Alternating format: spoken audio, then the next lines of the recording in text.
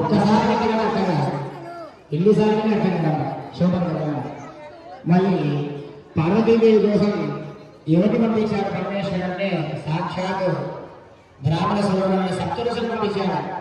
చక్కగా కూడా సప్తఋషులకు భావించి మన దగ్గరికి వచ్చారు. నేను కూడా వాళ్ళని గౌరవిస్తున్నాను. లోపలికి వచ్చిన వాళ్ళు సప్తఋషులు. మళ్ళీ పిల్లలు అడగడానికి వచ్చినారు. పిల్లలు అడిగితే పిల్లలు ఇవ్వాలంటే ఎలా, అబ్బాయికి ఎన్నో ఉంటాయి. మళ్ళీ పరమేశ్వరుడు వారంటే భోలాశంకరుడు, రూపము లేదు, వస్త్రము లేదు, ఆభరణాలు లేవు. మళ్ళీ ఇలా పిల్లలు ఇవ్వాలి స్వామి. జగత్తునే అంబరం కలిగినటువంటి వాడు జగధాత్రుడు.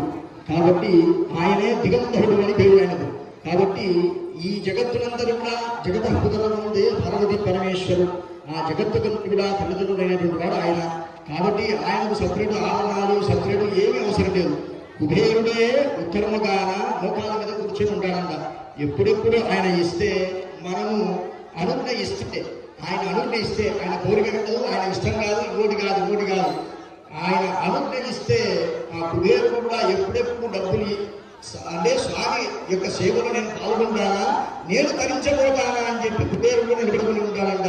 అటువంటి ఉత్తర భాగంలో స్వామివారికి కుబేరుడే ఉన్నా కూడా ఆయన నాకేముద్రాడైనా అని చెప్పి ఇప్పటి వరకు అవకాశం లేదు. శ్రీనివాసుడు ఎంతో అప్పు చేసుకున్నాడు కానీ ఈ పరమేశ్వరుడు మనకు ఎప్పుడు అప్పు చేసుకున్న కాలాలే లేవు.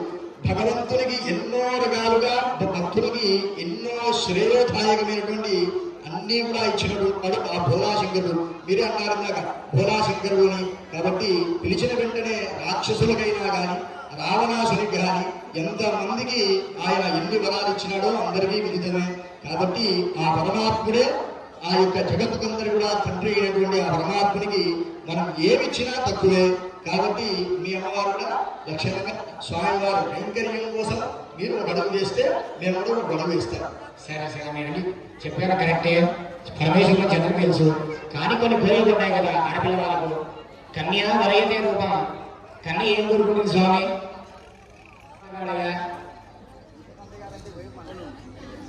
స్వామి అందరూ అంతా ఇంత చెప్పమడవిలి కాదు. నారాయణి నారాయణుడు. అమ్మ మా స్వామితో పోతుంది. స్వామి ఎటువంటి వాడు తెలుసున్న స్వామి ఆ కాంతిని మీరు దర్శించలేదు. అటువంటి స్వచ్ఛమైనటువంటి స్ఫటికమైన కాంతి మా స్వామి. ఆ స్వామి కాంతిని తనదన్నే కాంతి ఇంతలో జగత్తులో లేనే లేదు. అటువంటి స్వామి దొరకాలన్నా అంత అపురూపం. అటువంటి స్వామి కోరి వచ్చినాడు కాబట్టి స్వామి గురించి అమ్మను ఒక అడుగు ముందుకు వచ్చిగా కోరుచున్నా. సరే నేను చెప్పింది కరెక్ట్, చక్కని విషయం. కానీ కన్యా వరయతే రూపం మాతా విత్తం.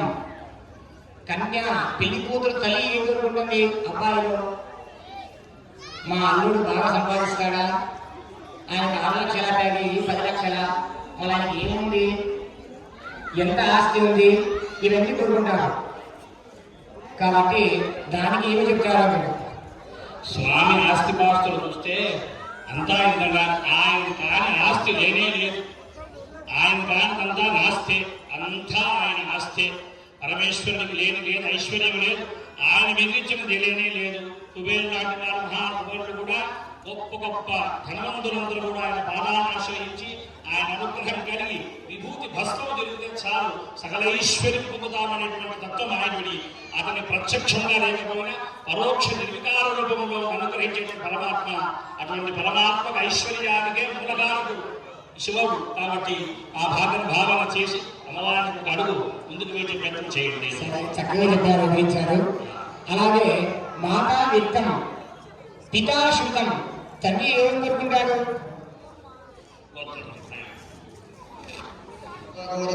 ఈశాన పంచారశైయ ప్రవరాన్విత నిరాగణపరానంద శిలాకరాశల పరశివ గోత్రోద్భవస్య పరశివ శర్మణోత్రే పరశివ శర్మణ పుత్రాయ ఈశ్వర శర్మణ పుత్రాయ అఖిలాండ కోటి బ్రహ్మాండ నాయకాయ ఆదిమధ్యాంతరహితాయ సచ్చిదానంద స్వరూపాయ సకల సురాసు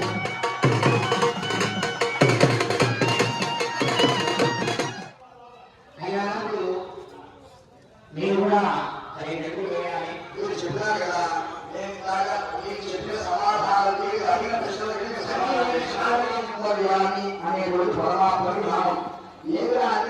ఆయన ఎక్కడ లేదో చెప్పండి. అందుకే కూడా మన అరుణాచల క్షేత్రం కూడా విశ్వసించడమే. కాబట్టి మనం ఏమిటంటే ఆ పరమాత్మ తత్వాన్ని ఎంత ఎక్కువ ఎదిగినా మనం కనుగొనలేనటువంటి స్థితిలో ఆ అరుణాచల క్షేత్రాన్ని అందరూ దర్శనం చేస్తా ఉన్నారు. కానీ దాన్ని జీవింప చేసుకోవాలి. ఆ పరమాత్మ అంత ఎక్కువ ఉన్నాడు. మనం కూడా ఆ స్వరూపాన్ని మీరు భావన చేయాలి. ఆ చేసినట్టే ఆ పరమాత్మకు మీకు అవగతం అవుతుంది. ఆ పరమాత్ముడు సర్వాంతర్యాన్ని మేము చెప్పగలుగుతున్నాము.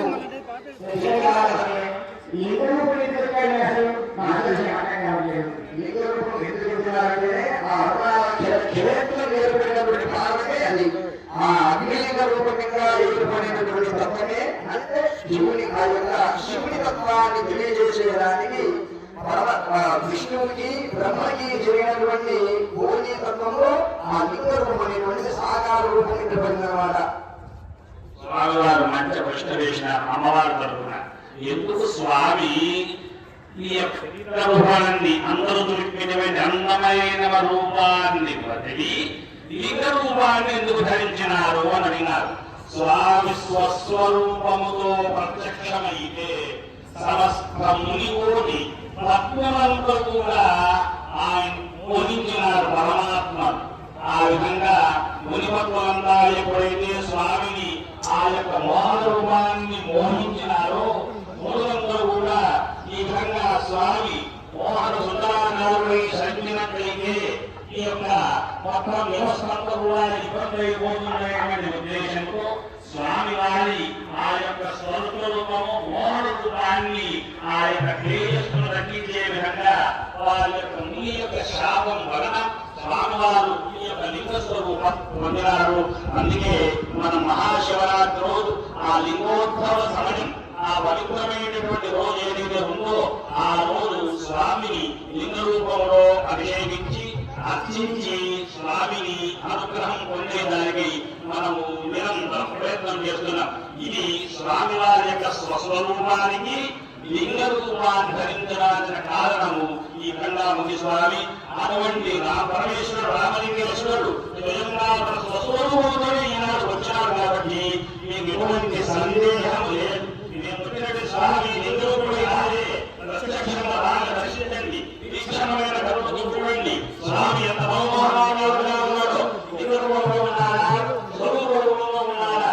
కాబట్టి మీరు దర్శించి అమ్మవారి తరఫున ఒక అడుగు వేస్తే శ్రేయోదాయకమని